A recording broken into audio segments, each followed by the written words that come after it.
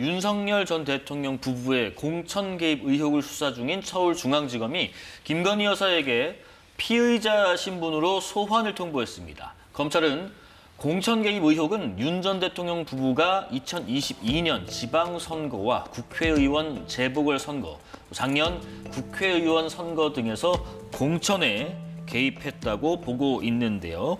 지금 중앙지검 또 창원지검에서 사건을 넘겨받은 뒤에 지난 2월 중순부터 김 여사 측에다가 대면 조사가 필요하다고 수차례 통보를 했지만은 응하지 않고 있다고 합니다. 계속해서 이렇게 불응하면은 뭐 강제 수사가 이루어지는 건가요? 동아일보 단독 보도 내용을 보면 검찰에서는 이른바 체포영장을 발부받는 방안도 고민하고 있다라는 거 아니겠습니까? 일반 피의자들은 그렇게 처벌받거든요. 일반 피의자들은 검찰이 부르는데 경찰이 부르는데 몇 번 가지 않으면 지명 통보 내리고 지명 수배 내리고 그리고 체포영장 발부돼서 강제 소환이 되는 겁니다. 왜 예외가 김건희 여사여야만 하는 겁니까? 지금 혐의가 한두 가지입니까? 비교적 명확합니다. 이른바 명태균의 황금폰과 관련해서 검찰이 언제 포렌식 해가지고 증거물 확보를 다 마쳤습니까? 그런데도 부르지 않는다, 당사자를. 몸이 아프다. 지금 이게 수사가 정당하게 이루어지지 않다. 그거는 일방의 견해에 불과합니다. 그런 이유로 어느 누구도, 대한민국 국민 어느 누구도 소환에 불응할 수가 없습니다. 지금은 이미 사인이 됐고요. 혐의는 명확합니다. 이미 육성이 나오고 있어요. 본인의 육성, 윤석열 전 대통령의 육성. 내가 윤상현에게 하라고 했는데 말이 많다. 국민 앞에 눈 하나 깜짝하지 않고 거짓말했었습니다. 나는 그 당시에 재보궐선거의 공관위원장이 누군지도 모른다 그랬어요. 네. 정확하게 알고 있었습니다. 녹취로 드러났거든요. 이건 정말 대한민국의 민주주의의 꽃이라고 할 수 있는 선거 질서를 완전히 무력화하려고 했던 겁니다. 그것도 권력의 최정점이 있었던 윤석열 대통령 부부가 그랬다는 겁니다. 이제 와서 그런데도 수사를 받지 못하겠다? 그럼 검찰이 이걸 그냥 방기하는 게 맞습니까? 전혀 그렇지 않습니다. 검찰도 이 수사에는 사활을 걸어야 될 겁니다. 예, 강전우 변호사님, 지금 이 검찰 수사가요, 김건희 여사와 관련된 건진법사 청탁 의혹 관련해서 자택을 압수수색했고, 도이치모터 주가 조작 의혹도 고검에서 재수사 중이고, 이런 일련의 내용들이 뭐 대선이나 향후 정치 일정에도 영향을 줄지 혹은 당에도 좀 부담이 있을지 궁금하네요. 일단은 김건희 여사와 관련한 이 의혹들 같은 경우는 꽤 예전부터 이야기가 나왔던 것이기 때문에 당장 선거에 있어서 뭐 유불리가 있을 것이라고 생각을 하진 않습니다. 다만 지난번에도 김건희 여사가 제3의 장소에서 대면 조사를 받은 적이 있었거든요. 그때는 뭐 민주당에서 특혜다라고 이야기를 했었습니다만 그때는 영부인의 신분이었기 때문에 그 보안이라든지 이런 것들을 위해서 어쩔 수 없이 제3의 장소에 했던 것입니다. 근데 본인도 그때 대면 조사를 받았기 때문에 이번에 14일 소환 통보를 온 것도 절차에 따라서 진행을 하면 되는 것이 아닐까 생각해요. 이미 변호인은 선임이 되어 있는 것으로 알고 있고 어떻게 보면 윤석열 전 대통령이 지난번에 출석 요구에 응하지 않으면서 체포영장이 발부되었었던 부분들 그리고 그 뒤에 결과적으로는 영장실질심사를 통해서 구속이 되었던 것을 누구보다도 잘 알고 있기 때문에 이렇게 답변을 하지 않고 차일피일 시간이 지나는 것이 절대 유리하지 않다라는 것을 알고 있을 것입니다. 그리고 만약에 어떠한 불합리하다라고 생각하는 부분들이 있다면 빨리 수사를 받고 터는 것도 저는 하나의 방법이라고 생각을 하거든요. 지금까지의 상황을 보았을 때는 14일 소환 조사 이런 것에 있어서는 어느 정도 응할 가능성이 있지 않을까라고 생각합니다. 알겠습니다. 오늘 또 건진법사 전성배 씨가 정치자금법 위반 혐의 2차 공판에 출석했는데요.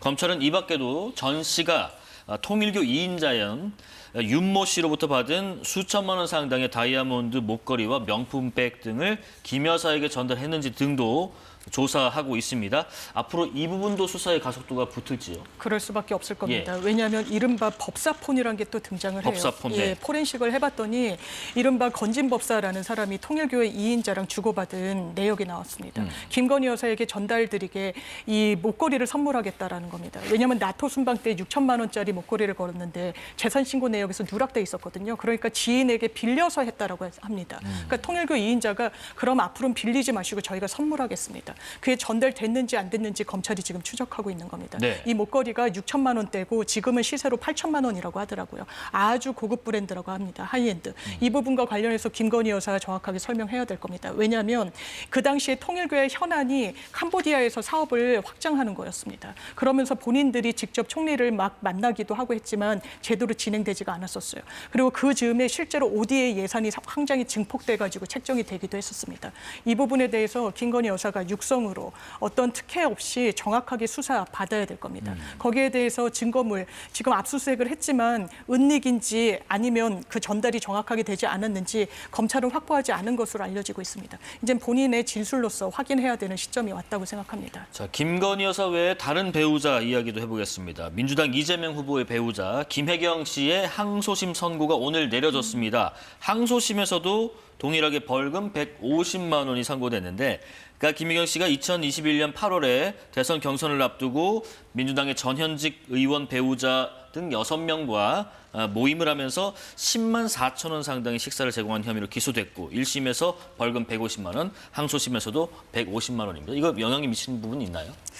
만약에 이게 확정이 된다면은요, 벌금이 100만 원 이상이 되는 경우에는 본인이 피선거권도 박탈이 되지만 김혜경 씨 같은 경우에는 본인이 출마할 것으로 보이지는 않고, 다만 남편의 그 선거운동에 있어서 선거운동을 할 수 없는 자가 됩니다. 공직선거법에 있어서 선거권, 피선거권이 없는 사람은 선거운동 자체를 못하는 거거든요. 네. 근데 오늘은 항소심 선고가 나온 것이고 아마 대법원으로 상고를 할 것이 예상되기 때문에 확정되지 않아서 선거운동은 계속할 수 있을 것으로 보입니다.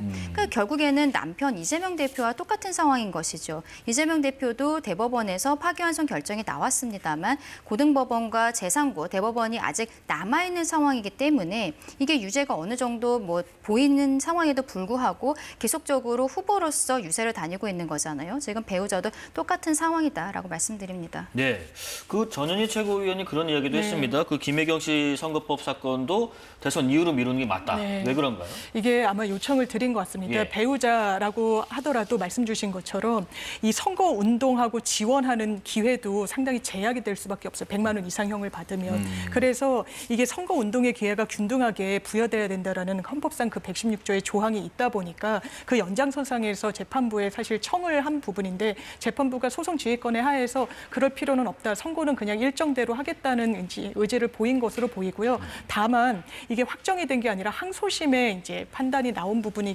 있기 때문에 대법원으로 상고심에 가게 되면 지금 이 대선 22일 오늘로 남게 되었는데 그 기간 동안에 실질적으로 선거운동에서 기회를 박탈당하는 불이익은 법적으로 걱정하지 않으셔도 될 것 같습니다. 혹시 이 의견에 대해서 보태실 말씀 있으실지요?